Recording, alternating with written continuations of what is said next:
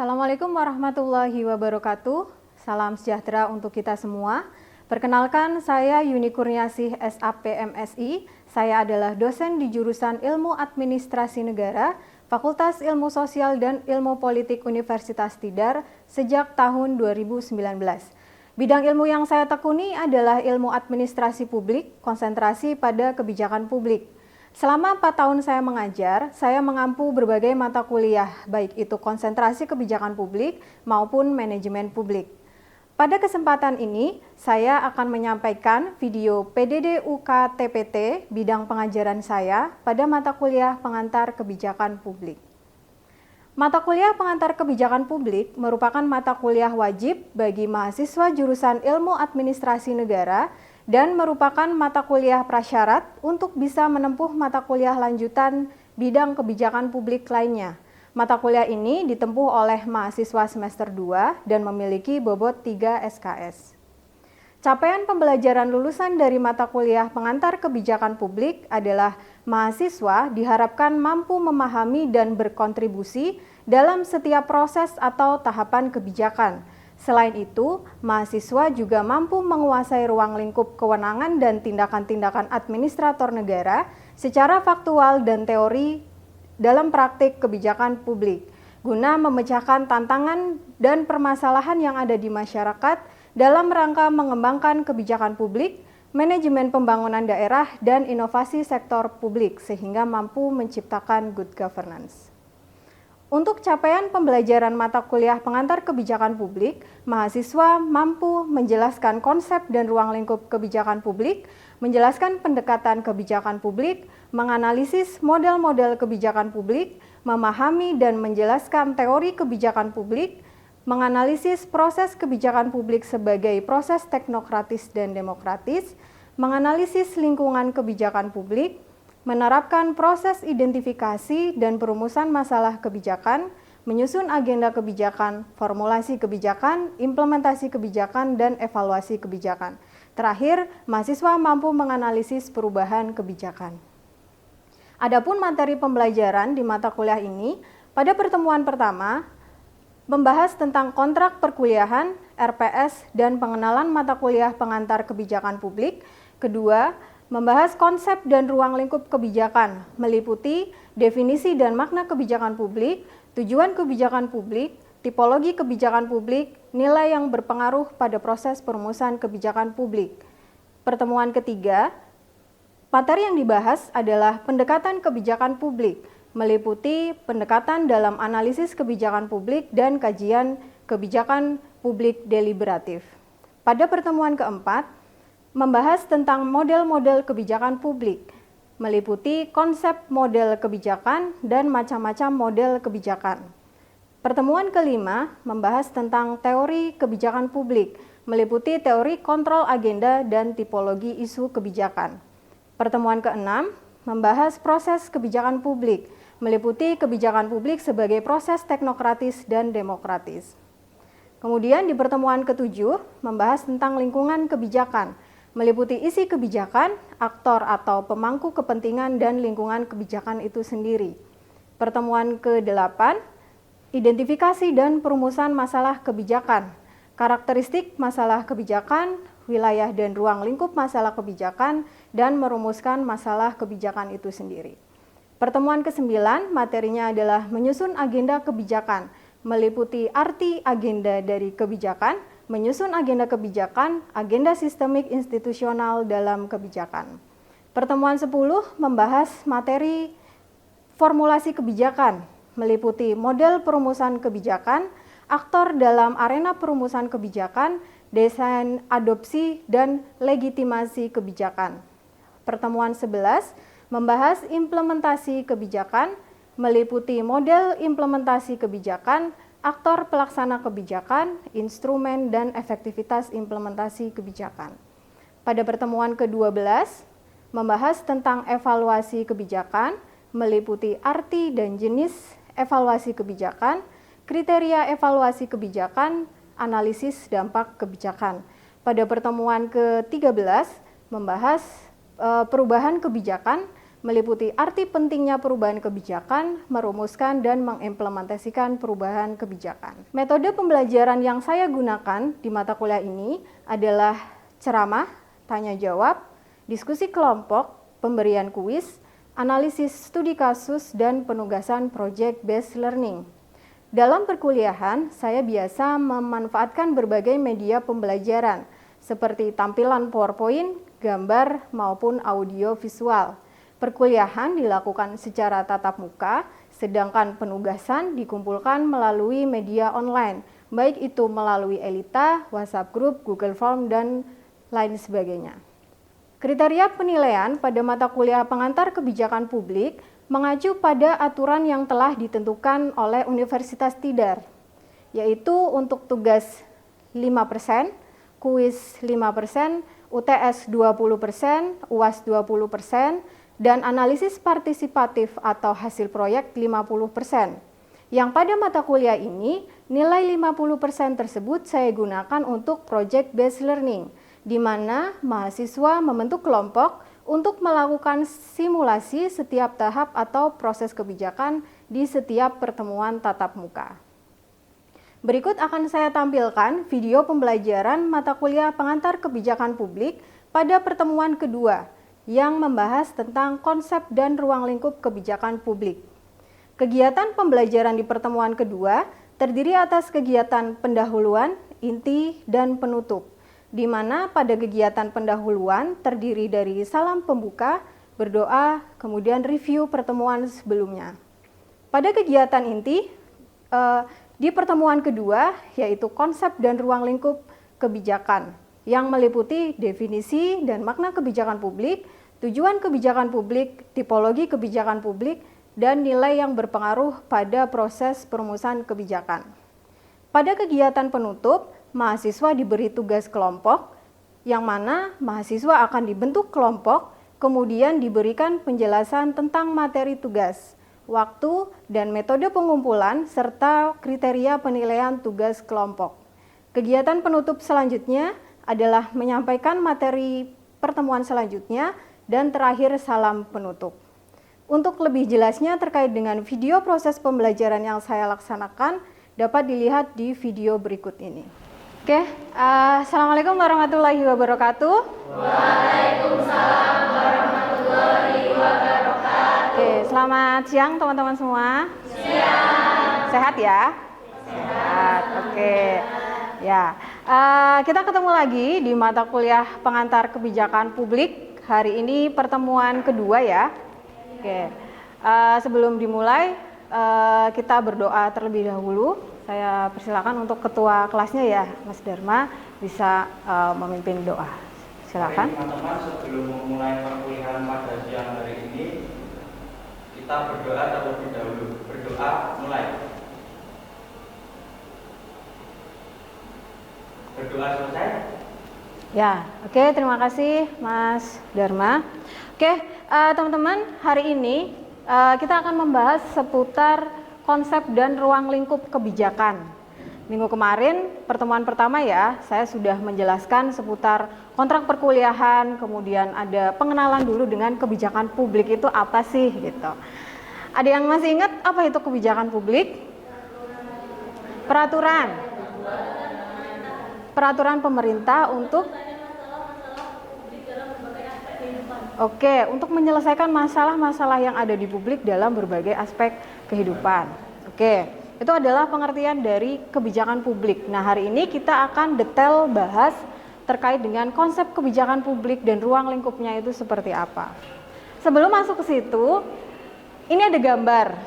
Gambar yang menunjukkan bahwa ada kelima gambar ini semuanya berpengaruh nih, semuanya berkaitan dengan yang namanya kebijakan publik. Nah, mungkin di sini teman-teman ada yang mau mencoba untuk menjelaskan gitu ya. Gambar pertama, ada yang bisa menjelaskan ini gambar apa ya, dan kaitannya dengan kebijakan tuh seperti apa ya?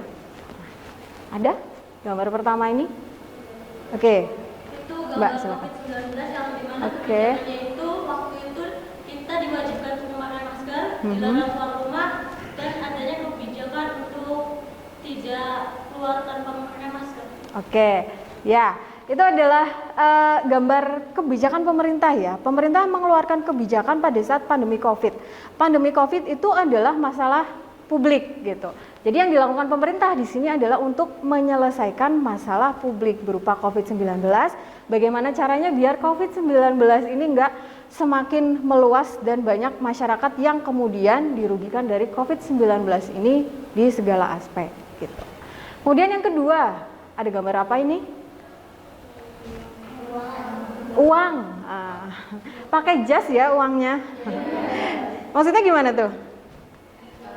Kebijakan itu Oke, Mbak, silakan. kebijakan itu dipengaruhi oleh kepentingan, Oke. dari membuat kebijakan itu sendiri. Oke, kebijakan itu dipengaruhi oleh nilai. Banyak nilai yang kemudian berpengaruh di kebijakan publik. Salah satunya adalah nilai pribadi. Nilai pribadi ya uang gitu ya salah satunya. Oke, yang ketiga, ini ada gambar Pak Jokowi. Kemudian ada gambar rakyat ini, semangat Pak gitu tulisannya. Maksudnya gimana ini? Kaitannya dengan kebijakan publik? Mungkin ini Bu, jadi kalau ada kebijakan publik itu bukan hanya pemerintah yang harus menjalankan, tapi juga masyarakat atau rakyat itu Oke. harus ikut andil dalam. Ya, butuh partisipasi masyarakat untuk keberhasilan suatu kebijakan pemerintah. Yang selanjutnya ada apa ini? BBM ya. Kemudian ada sembako. Dia bilang ikutan naik nggak ya? Oh. Ikutan, ikutan naik. Nah, ini berarti kebijakan itu dia akan bisa berdampak terhadap bidang-bidang yang lain. Satu kebijakan bisa berdampak pada bidang yang lain. Di sini kenaikan harga BBM bisa berdampak pada kenaikan harga sembako. Oke. Kemudian ini gambar lagi antri BBM. Ini menunjukkan bahwa kebijakan publik itu bersifat otoritas. Masyarakat tidak akan bisa lari dari kebijakan itu, gitu ya. Jadi mau harganya naik seberapapun, masyarakat tidak punya pilihan lain untuk pindah, gitu ya, ke selain BBM yang disediakan oleh Pertamina. Nah, oke, itu gambarannya terkait dengan kebijakan publik itu seperti apa. Secara konseptual seperti ini. Definisi dan makna kebijakan publik. Yang pertama, jadi ada dua di sini yang saya tampilkan. Yang pertama menurut Thomas Erdős. Jadi kebijakan publik itu menurut Thomas Erdős adalah apapun yang dipilih oleh pemerintah untuk dilakukan ataupun tidak dilakukan. Jadi kalau ada satu masalah, pemerintah baik merespon masalah itu atau pemerintah tidak merespon masalah itu dua-duanya namanya kebijakan. Kenapa? Karena keduanya sama-sama mendatangkan dampak bagi masyarakat. Contohnya tadi, kenaikan harga BBM. Harga minyak dunia itu naik. Kemudian pemerintah Indonesia merespon dengan mengeluarkan kebijakan kenaikan harga BBM di Indonesia. Dampaknya apa bagi masyarakat? Kenaikan harga BBM. Kenaikan harga bahan pokok lainnya gitu ya. Jadi masyarakatnya makin susah gitu kan. Nah, kemudian ada lagi nih, pada saat harga minyak dunia naik, pemerintah tidak mengeluarkan kebijakan apapun, nggak ada respon apa-apa. Dampaknya apa? Bagi negara.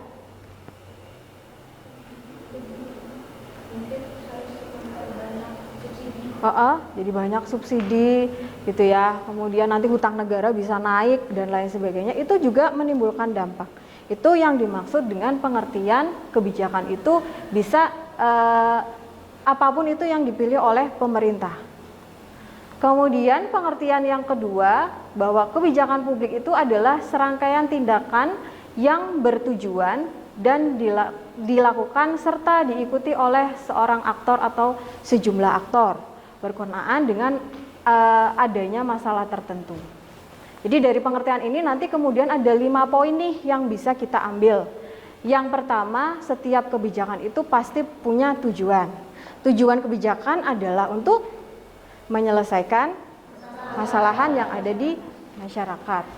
Kemudian kebijakan itu terdiri dari serangkaian tindakan. Apa proses kebijakan? Oke. Dan juga evaluasi. Oke, ada 3. Kemudian kebijakan apa yang benar-benar dilakukan oleh pemerintah. Kalau cuma direncanakan namanya bukan kebijakan, harus dilaksanakan. Kebijakan bisa bersifat positif. Positif itu maksudnya adalah yang dilakukan oleh pemerintah. Bersifat negatif adalah yang tidak dilakukan oleh pemerintah. Kemudian yang terakhir, bahwa kebijakan itu dia bersifat otoritas atau memaksa. Nah, tujuan kebijakan publik itu agar dapat dicapainya kesejahteraan masyarakat ya. Yang mana tujuan kebijakan itu nanti arahnya adalah pada tujuan negara. Tujuan negara Indonesia apa? Oke, tercantum di mana tujuan negara? Alinea keempat pembukaan Undang-Undang Dasar. Oke. Kemudian tujuan lainnya adalah dapat diperolehnya nilai-nilai oleh publik, oleh masyarakat. Baik yang berkenaan dengan barang publik, contoh barang publik. Ada yang tahu? Air, listrik, tanah, jalan raya, ya itu adalah barang publik. Jasa publik. Jasa pelayanan ya, dosen memberikan ngajar nih, itu adalah jasa di bidang pendidikan. Dokter memeriksa pasien, itu adalah jasa bidang kesehatan. Jadi kebijakan diarahkan juga untuk memenuhi kebutuhan masyarakat. Oke, ada tipologi kebijakan publik. Ini adalah jenis-jenis kebijakan publik. Ada banyak ahli di sini sebenarnya yang mendefinisikan kebijakan publik itu dibagi jadi apa aja sih gitu.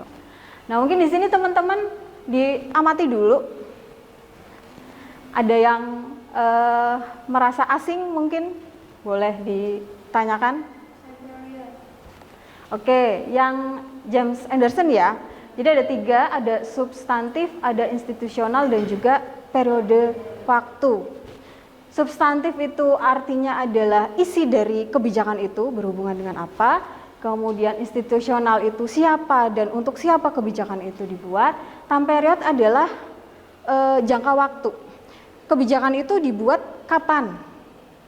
Contohnya, kebijakan pada masa Orde Lama, kebijakan pada masa Orde Baru, kebijakan pada masa reformasi. Nah, itu ada jenjang waktunya. Itu yang dimaksud dengan time period, periode waktu. Yang lain bisa? Bisa ya. Saya tidak bisa menjelaskan nih berarti. Oke. Faktor penting kebijakan publik. Jadi ini ada beberapa faktor penting untuk bisa kebijakan itu berhasil diterapkan di masyarakat. Untuk kebijakan itu bisa mencapai tujuannya. Butuh apa? Yang pertama adalah pengetahuan. Orang kalau mau bikin aturan, bikin kebijakan, tapi dia nggak tahu apa-apa, nggak punya teori, nggak punya data, nggak punya pengetahuan, kira-kira nanti kebijakan yang dibuat itu akan seperti apa? Tidak sesuai, tidak tepat sasaran, salah mendefinisikan masalah, dan lain sebagainya. Ini penting sekali pada saat proses perumusan kebijakan. Kemudian kewenangan. Siapa yang berwenang untuk melakukan kebijakan publik? Pemerintah. Selain pemerintah? Kalau bukan pemerintah yang bikin, kira-kira masyarakat akan patuh nggak? Nah, jadi di sini kebijakan publik yang diberikan kewenangan untuk melakukan kebijakan publik adalah pemerintah. Kemudian kepentingan. Kebijakan publik pada saat diimplementasikan, dirumuskan, diimplementasikan, kemudian dievaluasi, dia akan banyak muncul dipengaruhi oleh kepentingan-kepentingan ini. Pemerintah biasanya dipengaruhi oleh kepentingan politik. Bisa nggak pemerintah tuh lepas dari kepentingan politik? Susah ya. Kita negara yang demokratis, kemudian pemimpin-pemimpin di pusat maupun daerah itu banyak yang dari partai politik, sulit untuk lepas dari situ, dari kepentingan politik. Kemudian ini intinya ya, kebijakan publik. Kebijakan publik itu ada 3 intinya. Kenapa sih kemudian kebijakan publik itu ada? Yang pertama adalah tertangani. Berarti harus ada masalah dulu ya. kebijakan itu dibuat pertama harus ada masalah dulu. Setelah itu ada masalah, muncullah kebijakan publik untuk menangani masalah-masalah yang ada, yang dialami oleh masyarakat. Kemudian yang kedua apa? Terantisipasi. Sebelum, preventif. Kebijakan publik digunakan untuk mencegah sebelum masalah-masalah itu kemudian muncul di masyarakat. Diprediksi dulu gitu ya, akan ada masalah apa yang terjadi. Termitigasi. Mitigasi artinya? Kurang tepat, mengurangi resiko. Termitigasi, pernah dengar mungkin istilah mitigasi bencana gitu ya. Itu artinya mengurangi resiko yang terjadi akibat bencana itu. Jadi sudah terjadi nih masalahnya. Nah, kebijakan publik itu masuk untuk mengurangi resiko yang muncul dari masalah-masalah yang ada di masyarakat. Oke, bisa dipahami? Bisa. Ada pertanyaan? Belum ada? Oke, belum ada pertanyaan. Jadi kalau belum ada pertanyaan, saya yang kasih tugas ya. Oke, tadi teman-teman sudah paham seputar materi terkait dengan kebijakan publik ya, dari makna, konsepnya, tujuannya, kemudian nilai yang berpengaruh, ada tipologi kebijakan. Teman-teman sudah paham ya materi hari ini. Nah, ini ada tugas yang harus teman-teman kerjakan. Mohon maaf. Jadi ada nilai-nilai yang berpengaruh dalam kebijakan publik. Tadi sudah disebutkan ada nilai pribadi. Sudah ya tadi.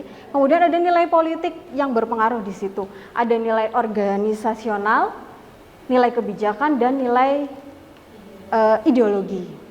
Nah, tugas teman-teman, karena ini materinya akan berhubungan dengan materi di pertemuan ketiga minggu depan. Jadi ini harus dikerjain dulu ya. Tugasnya adalah teman-teman silakan satu kelas ini buat 5 kelompok besar karena nilainya ada 5 di sini. Jadi satu kelompok misalkan nanti bahas political values, kelompok selanjutnya bahas personal values dan seterusnya. Gitu ya. Kemudian apa sih yang tugasnya ngapain gitu. Pertama, menjelaskan dulu pengertian dari nilai-nilai ini. Kemudian pelaksanaannya seperti apa, contohnya ya, analisisnya. Kemudian dampak dari nilai-nilai ini dalam mempengaruhi kebijakan publik itu seperti apa. Dibuat esai, udah tahu ya bentuk esai seperti apa? Sudah, oke. Kemudian diupload di Elita H-1 sebelum presentasi. Jadi saya mau mereview dulu tugas-tugasnya sebelum nanti teman-teman presentasi di pertemuan minggu depan. Ya, jadi nanti minggu depan teman-teman akan presentasi seputar nilai-nilai yang berperan dalam mengarahkan perilaku pembuat kebijakan. Ada 5 nilai di situ. Itu sudah paham ya tugasnya? Oke, sudah selesai untuk pertemuan kita pada pagi hari ini. Nanti minggu depan kita ketemu lagi. Jangan lupa tugasnya dikerjakan ya, presentasi. Kemudian nanti saya akan melanjutkan ke materi terkait dengan pendekatan dalam kebijakan publik, yang mana nanti akan berpengaruh terhadap nilai-nilai tadi. Ada 5 nilai akan mempengaruhi pendekatan kebijakan publik. Itu saja. Oke, terima kasih banyak teman-teman untuk kehadiran, partisipasinya, dan keaktifannya ya. Terima kasih banyak, dan mohon maaf jika masih banyak kekurangan. Kita ketemu lagi minggu depan. Saya tutup. Wassalamualaikum warahmatullahi wabarakatuh. Waalaikumsalam.